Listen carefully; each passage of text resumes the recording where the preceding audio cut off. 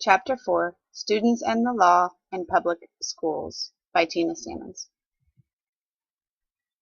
The topics I chose for this assignment were search and seizure, cell phones and pagers, and pregnant students. I chose 3 because I feel like these 3 are pertinent to events that have happened in our district in the past 2 or 3 years.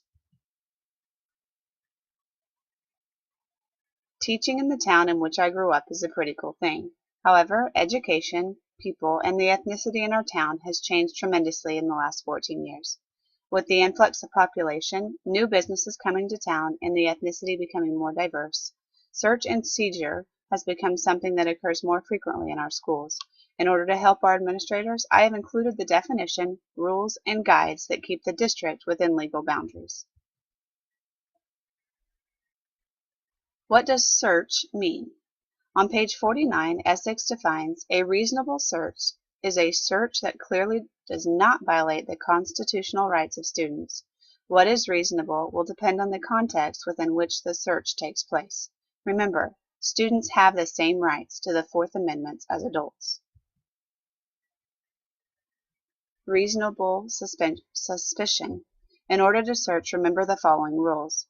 It must be based on information from a reliable informant.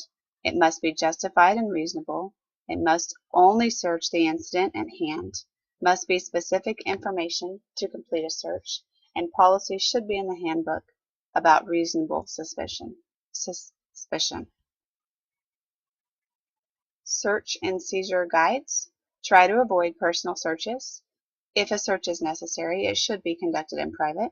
If possible, should have an adult witness. If the search constitutes law enforcement, make sure appropriate rules are followed. If student isn't of age, parents should be notified of the search. My second topic, cell phones and pagers. I remember the first cell phone my family owned was a bag phone that was about 5 pounds and was 12 inches by 6 inches long.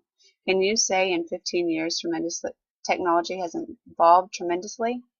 It's hard to believe that having to make policies regarding cell phones in school is here, but it is. Rather than fight it, we should embrace it and make sure any policy that is set is attainable.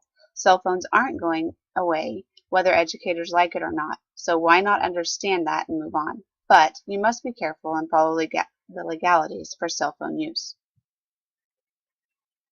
Cell phones and pagers.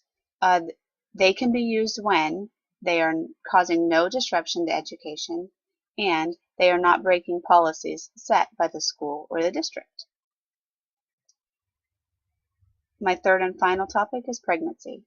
In a world where teens are becoming mothers earlier and earlier, it is important to remember that all people have a right to public education.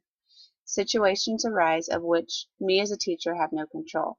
We must embrace them and remember we always have to ask the guiding question, what is best for the student?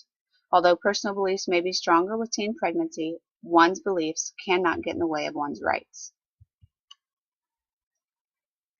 Pregnant students. Remember, pregnant students must be provided equal education. If a physician sends a note stating that students must stay home for health issues, the school must provide appropriate instruction for the student.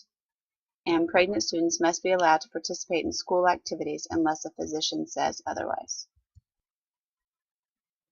As a future administrator, I know that various situations will arise that will have to be dealt with. The 3 I mentioned in this presentation are useful for me in USD 210 because they are being dealt with on a frequent basis. This presentation will serve as a reminder of the critical situations and the appropriate ways to deal with them.